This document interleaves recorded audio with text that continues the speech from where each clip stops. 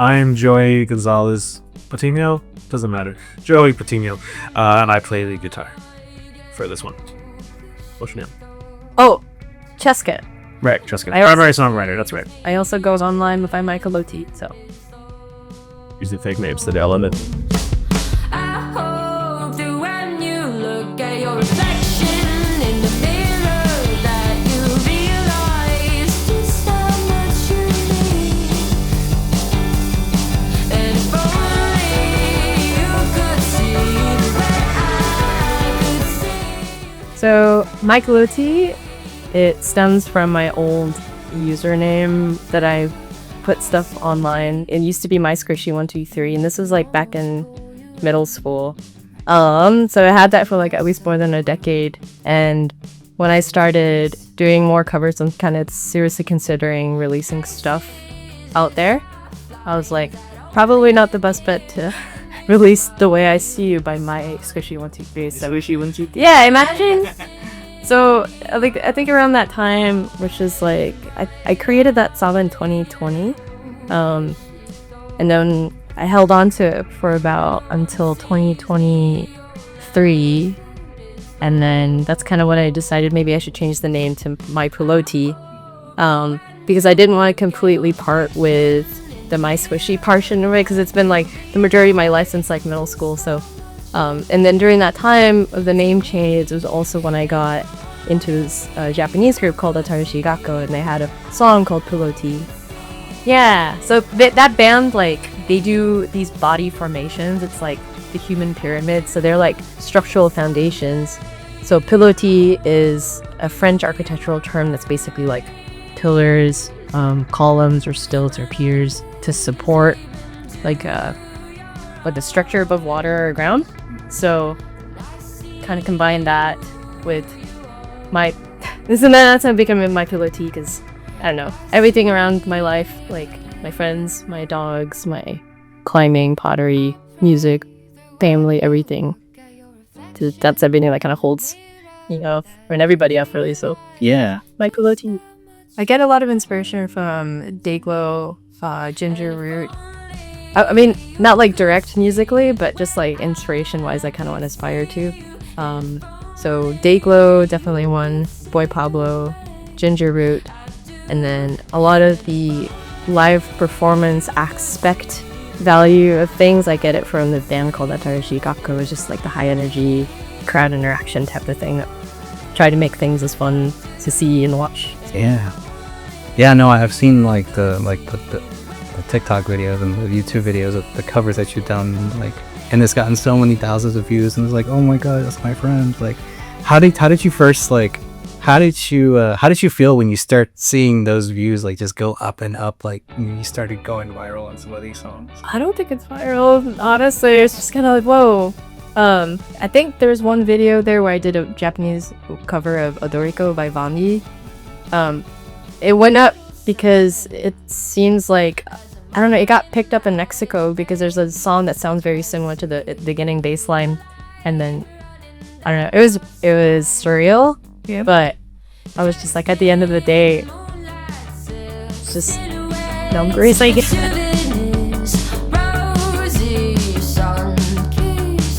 But when I wrote that, it was kind of like during a sad time when I lost like my dad, or when I lost my dog, and it's just kind of like my self-worth just kind of like went down a little bit going through that time. So I wrote it just kind of like expressing grief, and just like, well, if I were to see myself in a different perspective, would I be kinder to myself, kind of a thing.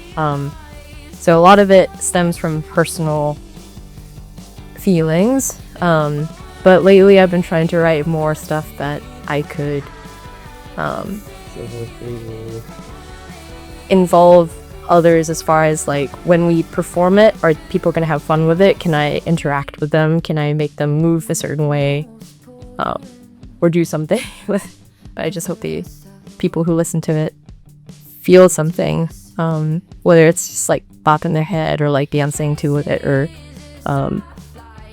something more emotionally tied to their personal life, however it may connect to them. So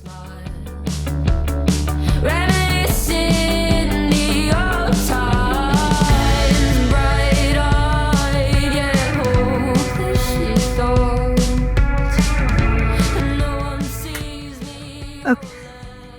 Welcome back, everyone. I hope that when you look at your reflection in the mirror, that you realize just how much you mean to me. This is Chesca. She's the primary songwriter and leader of the group and the main vocalist. I also do everything in the studio, so I do the drums. So like everything that's released, I do the drums, the bass, guitar, vocals, keys, and then live performance. Yeah, and then so everyone else in the band is like live support and supporters. So like I'll play all the lead guitars that Chesca writes, and she gives me some freedom to embellish and do what feels right in the moment. And then Edgar Betancourt is our drummer. Sophie is our bassist, and JJ is our key boy / hype man. Because sometimes you don't need to have keys all the time. Sometimes you just need a guy to kind of do that. Double fisting. I would describe us as it's fun indie rock that I get to ruin with distortion sometimes. You know, it's pretty good. One time there was one show where I was getting a back piece done, so I didn't get to play with them.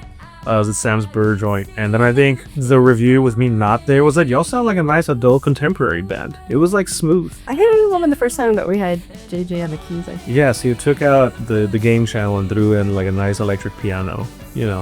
Which me and JJ do really similar things. He's got a good ear, so I've noticed that he's kind of been picking up and mirroring and harmonizing some of what I do. Which is great because it reminds me of what I write. Yeah, sound like indie pop. For fans of Tour Cinema Club. Yeah. Arctic Monkeys, maybe? I don't know. I do like them. Grown-ups. Strokes, yeah. Fans of Roshii, hopefully. Dayglow. Take a look. He'll give us a song and then we'll play it like the show that week. Like she'll be like, yeah, I have a new song, and it'll be like Monday, we have a show Thursday. Can we release rehearse Wednesday? And then, you know, we nail it usually 9 times out of 10. That's how the first show went, like with Frog and Bandit, which happened in December 2023. We had 3 weeks to rehearse. It's different. It is, but it's not. Like, I was just thinking of how it would have gone if I did go on, like, playing just solo at backtracks. It's not the same energy as playing with, like, your friends. So it definitely brings a more high performance energy. And it's not just, like, bands that try out. It's, like, these are actually my friends. And I think that's where a lot of the chemistry kind of goes. And you could see it on stage, I hope. Oh, shit. We do that. Sorry. I don't do that. I've never done that to Hammerlet. Gaslighter, you've done this in whole answer for Sophia Alright, good boy. I know I'm not a cool person. Like, if you ask me to do a photo shoot, I'm just like, Yeah, we're talking about that. yeah, I can't. I can't take myself serious enough, so it's just like, just being comfortable with being awkward is the brand. Hey. Wait, I'm not supposed to look there. You can look anywhere. Good look. Yeah, I mean, I think more on how you say that, like, you feel like we're not cool, because there'll be times we're eating or watching like a K-pop video or like some cool dance choreography video will come on, and we're like, I can't. do you think we can ever take ourselves seriously enough to like pose and like have like the high fashion on? And the fans, the ones who recurrently come out to shows, like they're just really into it, and like they're very loyal. And it's nice because I'm coming from a band where I was kind of used to a baked in like local music audience, where it was like sometimes the crowd is like bands and other bands that come out, and it's just kind of a cyclical thing. But Chesca's music pulls out people from like, oh, I just saw an ad on Instagram and I really liked it, so I came. And like as a local musician, I was like, you just what? You saw an ad and you just went to a show? And it's really cool because sometimes in other local shows, like you'll meet someone like, oh, I knew him, he was a friend of mine from work. Oh, he was a friend. But Chesca had a very organic reach from their music, so just meeting all these new people. How did y'all two meet? Fight Club, downtown. Yeah, that's how I got the scar. So These are my uniquely shaped bruises. Chesca's a really sultry voice. I threw a can of tuna at someone's head at a show. I have 5 interactions in me before my social battery drains, and I'm just young Atita. And they were the nicest people I think we've ever met. Chesca, how many languages can you speak? Comfortably? Well, I'm native in Tagalog and then English, and then I can have conversations in Japanese. And then I took Spanish for 2 years, but I haven't had much practice, but I could understand a bit. And I started French for a little bit, but There's a surprising amount of overlay between Tagalog and Spanish, right? Yeah, it's fun. Yeah, go figure. There's some reasons why, but we don't need to go into the history of why. And don't you speak a little German too? Yeah. Yeah. Irish. We don't have to talk. Okay. I speak one language, and I speak it okay. As their ballroom, I just dance.